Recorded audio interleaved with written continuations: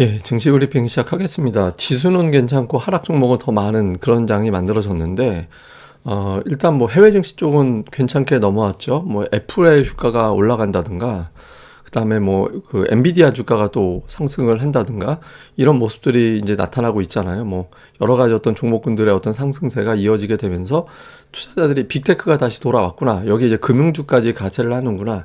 이런 점은 이제 증시가 쉽게 빠지지 않는다라는 점을 보여주는 대목이죠. 특히 이제 오늘 장에서 보면 마이크론 테크놀로지가 이제 65달러 저항대를 돌파하려는 시도까지 나오고, 다음에 뭐 소외받았던 금융주까지 올라오고 투자들이 매수세가 좀 확산되는 분위기 아닌가?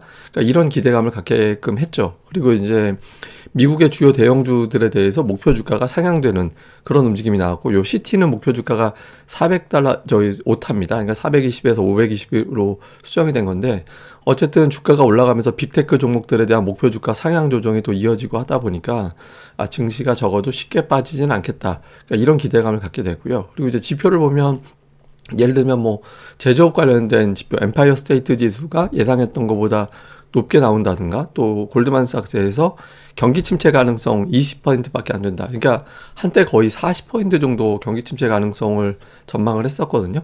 그런데 지금은 침체 가능성이 20%로 낮아졌잖아요. 그래서 뭐 외부에서 온 재료들은 그렇게 이제 나쁘지는 않았습니다. 근데 우리 증시가 좀 눌렸던 거는 FMC 회의 직전이기 때문에 그 전에 적극적으로 위로 올라가기에는 좀 뭔가 버겁다. 금리를 한 번 올릴지 두 번 올릴지 얼마나 길게 유지할지 결과를 좀 봐야 된다. 그러니까 이런 신중함이 좀 있었고요. 그리고 이제 특정 종목에 쏠림 현상. 예를 들면 오늘 장중 내내 이제 맹활약했던 게 에코프로와 에코프로 BM이었잖아요. 뭐 두 종목이 막 시가총액 1, 2위 서로 엎치락 뒤치락 할 정도로 두 종목만 보이는 그런 날이었고, 또 막판 들어서는 반도체 하나마이크론입니다만 이제 또 반도체주가 또 올라가고, 그러니까 시장에서 반도체 뭐 오늘은 좀 쉬었지만 기존의 조선, 그다음에 오늘 같은 경우는 2차 전지, 그러니까 이런 종목 아니면 보이는 종목이 거의 없는 그런 상황이 만들어지게 된 거죠. 그래서 오늘 어떤 현상이 나타났냐면 에코프로하고 에코프로 BM 두 종목이 올린 지수가 이제 코스닥 오늘 상승폭보다 컸어요. 그러니까 이게 이제 101% 정도 잡혔는데, 이게 장중에 오후장에서는 150%. 그러니까 코스닥이 10포인트 올랐다면 두 종목이 올린 지수가 15포인트가 돼버리는 그런 날이 나타났고, 거래대금 같은 경우는 오늘 두 종목이 코스닥 전체 거래대금의 25%를 차지했거든요. 그러니까 보통 두 종목이 한 15% 정도 거래 비중 차지하면은 그날은 좀 쏠렸다. 특정 업종에 거래 대금이 쏠렸다. 이렇게 보는데 오늘은 25%까지 몰려 있다 보니까 다른 종목 팔고 이쪽으로 넘어가지. 예를 들어서 뭐 예탁금이 풍부하다라면 저 종목에서 충분히 가서 이제 있는 돈 가지고 놀면 되는데, 예탁금이 늘지 않은 가운데 저런 종목의 거래 대금이 증가했다라는 거는 다른 걸 빼서 절로 넘어갔다라는 의미가 되거든요. 그래서 하락 종목 수가 많을 수밖에 없는 그런 구조를 만들어줬죠. 그러니까 오늘은 시황적인 측면보다 에코프로 BM의 어떤 이런 수급적인 측면이 더 강하게 작용했다라고 봐야 되고요. 또 하나의 수급적인 측면은 외국인 매도하고, 그다음에 기관도 매도를 했죠. 코스닥은 오늘 외국인들이 엄청 샀는데, 오늘 또 하나의 수급은 외국인들의 선물 매도입니다. 그러니까 아침부터 그냥 선물 매도를 대량으로 누르기 시작했거든요.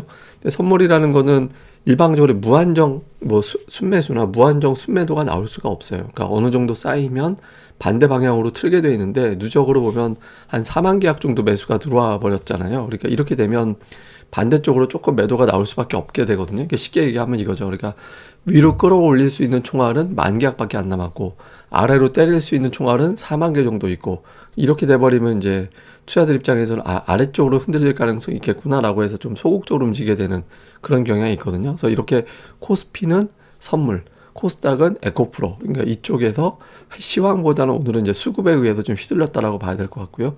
종목으로는 외국인 투자들이 이제 삼성전자가 이제 매도 쪽으로 가 있습니다. 이것도 이제 이틀 연속 삼성전자 매도한 적은 없는데 최근 한 달 동안에 이제 내일장에서 다시 매수 쪽으로 넘어가게 되는지 좀 볼 필요가 있죠.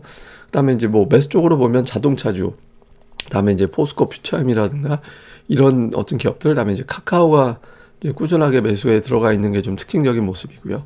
기관은 뭐 오늘 금융투자가 매도했기 때문에 시가총액 상단은 이제 왼쪽으로 가 있을 확률이 높고, 이제 네이버라든가 아니면 포스코 퓨처엠이라든가 이런 쪽이 또 역시 외국인들은 카카오와 포스코 퓨처엠, 기관은 네이버와 포스코 퓨처엠 이렇게 이제 좀 포진해 있는 게 특징이었습니다. 코스닥은 뭐 외국인들 두 종목 딱 봐도 에코프로 BM과 에코프로 두 종목만 5천 한 400억, 500억 매수했죠. 그러니까 오늘 코스닥 전체 순매수 금액보다 저거 두 개 매수가 더 컸어요. 그러니까 저게 아마 이랬을 겁니다. 그러니까 공매도가 워낙 셌던 종목이다 보니까 주가가 올라가면 공매도 쪽에서 추격해서 매수가 붙을 수밖에 없잖아요. 그 손실을 청산해야 되니까 이런 것들을 이용해서 또 매수가 붙고 매수가 붙으면 또 공매도 청산이 붙고 이렇게 이제 좀 질질 끌고 가는 공매도 세력들을 그런 현상도 좀 노린 매수도 있지 않을까라고 추정이 되죠. 그다음에 그 외에 이제 뭐 그 2차 전지 관련된 종목군들이 좀 많이 포진해 있었던 게 특징이었고, 그러니까 기관 같은 경우는 이제 에코프로를 좀 매도 쪽에 가 있었고, 매수 쪽에서는 여전히 뭐 IT 계열의 종목군들이 많이 섞여 있습니다. 뭐 하나마이크론, 뭐 STI라든가 하나머티리얼즈라든가 이런 종목군들이 좀 섞여 있어서 다만 이제 최근에 절반 정도를 채웠던 거에 비하면 매수 집중도는 좀 낮아졌죠. 오늘 뭐 기관이 순매도한 날이기 때문에 그러니까 매수 쪽에서 뭐 다양한 종목을 고르게 매수할 정도의 여유는 없었다라고 봐야 될 것 같습니다.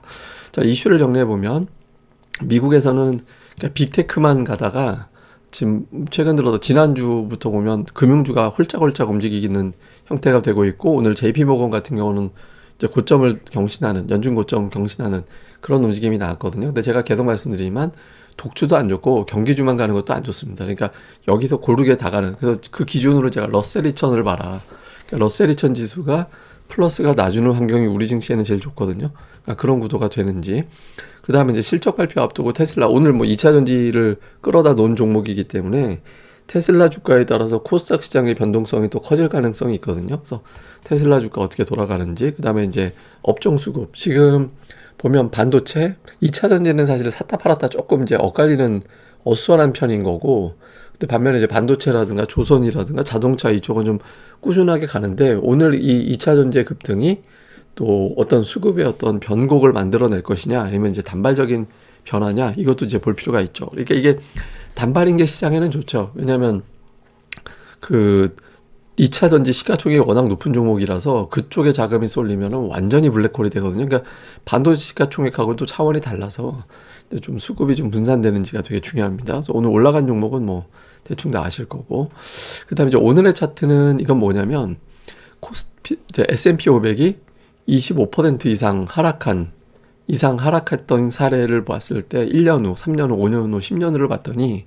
1년 후는 2009년도를 제외하고는 전부 다 올라갔고요. 3년, 5년, 10년은 100%다 올랐습니다. 근데 이거는 3년, 5년, 10년은 의미가 없는 게 미국 시장은 장기적으로 계속 올라갔기 때문에 뭐 3년, 5년, 10년을 두고 보면 결국엔 올라가 있을 확률이 높거든요. 근데 1년 후가 되게 중요한데 올해가 이제 작년도 25% 빠지고 이제 온 거잖아요. 그래서 이렇게 놓고 보면 올해 연말까지는 증시는 올라갈 확률이 상당히 높다. 그래서 지금 뭐 노이즈 나오는 거에 대해서 너무 의식하기보다는 지금은 시황은 어쨌든 꾸역꾸역 올라갈 확률이 조금 더 높다라고 보고, 종목 장세, 지금 현재 반도체 조선에 2차 전지가 또 변수로 튀어나왔는데, 그러니까 이거 이외에 또 한두 개 정도 저는 또 나올 거라고 보거든요. 그래서 어떤 업종에 매수가 쏠리는지 여기에 또 집중해서 보시면 좋을 것 같습니다.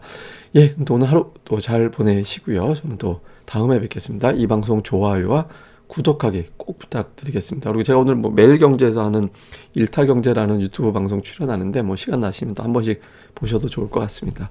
예, 그럼 감사합니다. 전 다음에 뵙겠습니다.